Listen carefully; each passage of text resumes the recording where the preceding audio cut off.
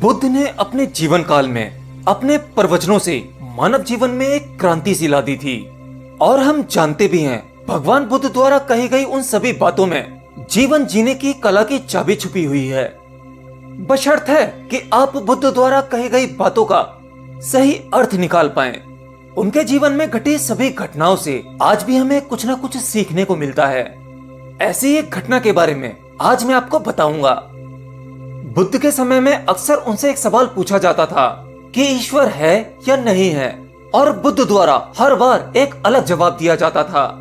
और आज मुझसे भी यही पूछा गया है कि डियर क्वेश्चन वर्ल्ड, आप बताइए कि बुद्ध भगवान को मानते थे या नहीं। ईश्वर के बारे में पूछा गया ये प्रश्न आज भी उतना ही खतरनाक है जितना कि भगवान बुद्ध के समय में था। लोगों द्वारा ये प्रश्न बुद्ध से कई बार पूछा गया, लेकिन बुद्ध ने इस प्रश्न का कभी स्पष्टीकरण नहीं किया। एक बार कुछ ऐसा ही हुआ। एक जिज्ञासु बुद्ध के प्रवचनों को लगातार सुन रहा था, और वो जिज्ञासु उनकी बातों से सहमत भी था। वो मानता था कि बुद्ध ज्ञानी पुरुष हैं। तो एक बार बुद्ध ध्यान में बैठे हुए थे, और वह व्यक्ति बुद्ध के पास गया और पूछा कि हे बुद्ध, कृपया करके आप मुझे यह बताएं कि ईश्वर है या नहीं। इसके साथ ही मैं आपसे अनुरोध करता हूँ कि मेरे इस प्रश्न का बिल्कुल सीधे सीधे जवाब दें, क्योंकि बुद्ध के बारे में ये बहुत ही प्रचलित है कि बुद्ध किसी भी सवाल का जवाब सीधे सीधे नहीं देते थे। उनके जवाब रहस्यों से भरे होते थे। तो जिज्ञासु ने पूछा कि मुझे ईश्वर के बारे में आपसे सुनना है, ईश्वर है या नहीं।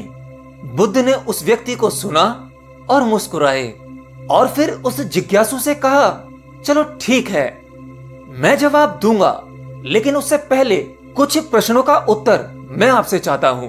पहले उन प्रश्नों का जवाब आप मुझे दे दो। उस जिज्ञासु ने कहा, हाँ बिल्कुल, आप मुझसे सवाल पूछिए। तो बुद्ध ने पहला प्रश्न यह पूछा कि क्या तुम सूर्य को मानते हो।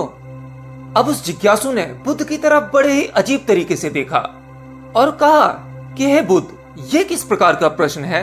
क्या मैं कोई बालक हूँ जो ये बालक से पूछे जाने वाला प्रश्न आप मुझसे कर रहे हैं? सूर्य तो साक्षात प्रकट होता है, पूरी पृथ्वी को रोशनी देता है, पेड़ पौधे कीट पतंगे पशु पक्षी जानवर और हम मनुष्य इन सबको ऊर्जा देता है। सूर्य तो साक्षात है।